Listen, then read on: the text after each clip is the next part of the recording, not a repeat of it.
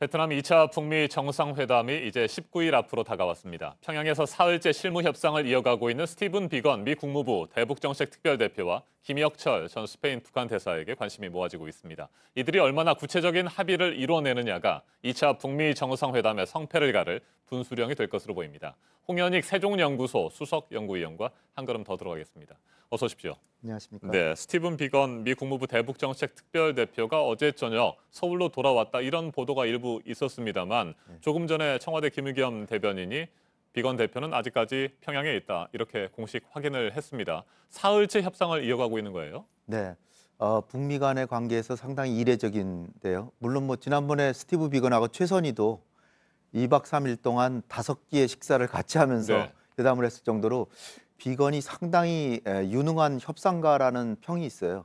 그래서 회담이 길어지는 게 어떻게 보면 좀 기다리는 사람으로서는 좀 초조할 수도 있지만 오히려 첫날 돌아왔으면 이건 실패한 거다 이렇게 보일 정도로 지금 할 얘기가 굉장히 많은데 2박 3일 동안 한다고 하는 것은 나쁜 신호는 적어도 아니다. 충분히 할 얘기를 하는 거고 작년에는 그 성김하고 최선희가 판문점을 왔다 갔다 하면서 했거든요. 네. 한 번 회담하고 각국의 이제 그 지도자한테 보고해가지고 다시 또 충전해서 다시 만나고 그렇게 했는데 지금은 미국이 어떻게 보면 좀 불리한 협상을 하는 거죠.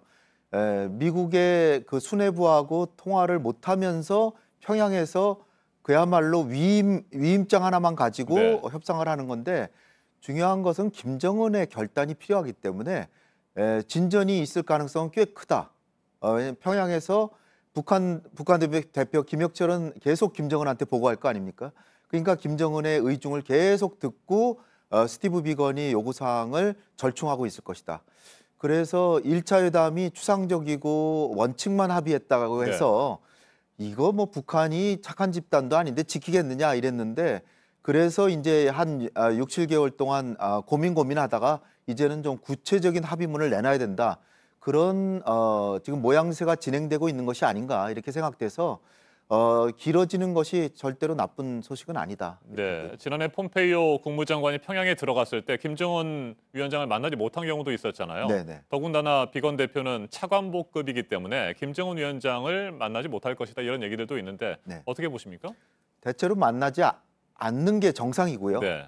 그러나 만나줬다 그러면 성과가 있다 이렇게 보면 될 것 같습니다. 그러니까 굉장히 합의가 상당히 구체적으로 되면은 김정은 위원장이 선뜻 만나줄 수도 있다. 그러나 안 만나줬다라고 실패한 것은 아니다. 그리고 아직 19일이나 남았기 때문에요. 예, 한 번에 저 복잡한 문제가 다 타결될까 그런 생각이 듭니다. 네. 그러니까 오늘이나 뭐 스티브 비건이 서울에 와서 별 얘기 안 할 수도 있다라고 좀 봅니다. 왜냐하면은 상당한 진전이 있어도 그 다음에 협상 전략이 있기 때문에 모든 거를 있는 그대로 다 보여주지 않을 수가 있거든요. 그러니까 한두 번은 적어도 더 만나지 않을까. 그리고 작년의 경우에 보면은 싱가포르 현지에서 또 한밤중에 또 만났거든요. 그런 거 보면 그런 작년에 여러 차례 만났는데도 합의문이 원칙만 나온 거 보면 사실 저는 좀 약간 실망했는데요.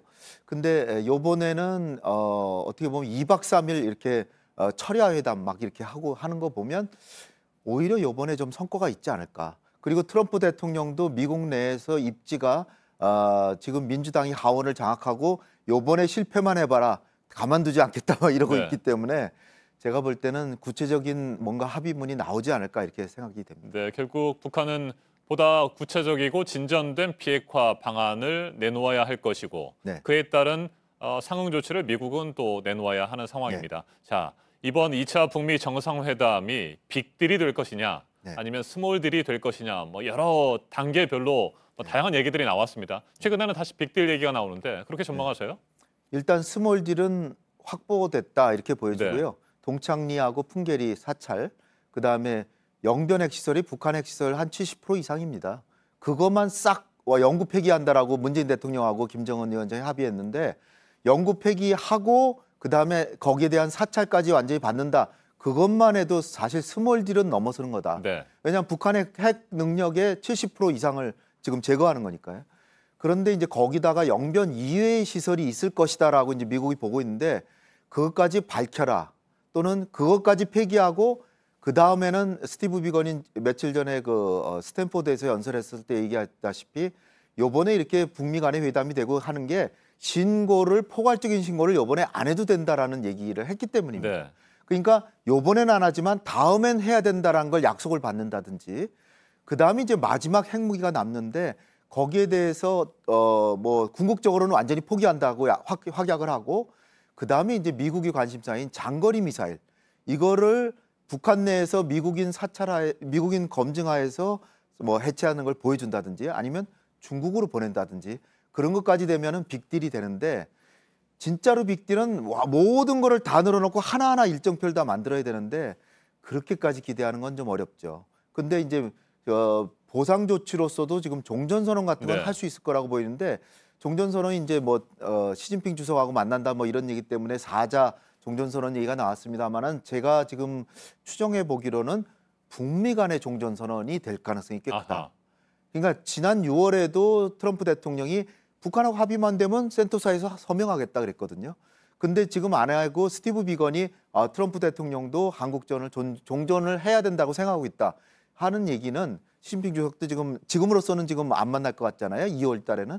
그렇게 보면은 북미 간의 종전선을 하는데 그 이유는 한중 간에도 수교했고 그다음에 북중 간이나 뭐 남북 간에 네. 요번에 평양에 가서 사실상 종전선언을 했잖아요. 그러면 남은 거는 북미예요. 그러니까 북미 간에 하고 그 대신에 4자 평화협정을 위한 회담을 개시한다 이렇게 넣으면 됩니다. 아하. 예, 제가 볼 때는 그런 쪽으로 갈 것 같습니다. 그러니까 종전선언은 북한과 미국 네. 두 나라만 하면 되는 것이고 네.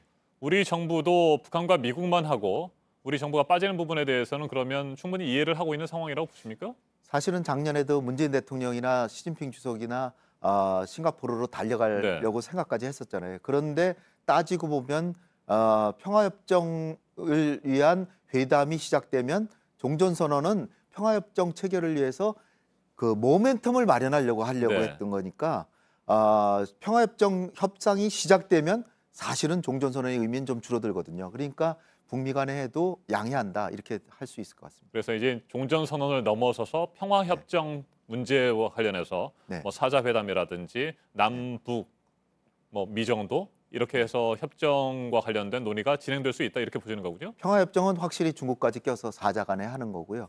그다음에 또 하나는 연락사무소 정도는 또 설치할 수 있다. 그거는 연락사무소는 미국 사람들이 평양에 주재하는 건데 두 가지 효과가 네. 있거든요. 사찰을 위해서는 미국인들이 가 있는 게 더 유리하고 또 하나는 북한의 민주화의 바람을 불어넣을 수도 있다는 생각이 됩니다. 그러니까 연락대표부 정도는 설치할 수도 있을 것 같다. 남북 연락사무소, 연락대표부는 미국의 대사관 설치 전 단계다 이렇게 볼 수도 그렇죠. 있습니까?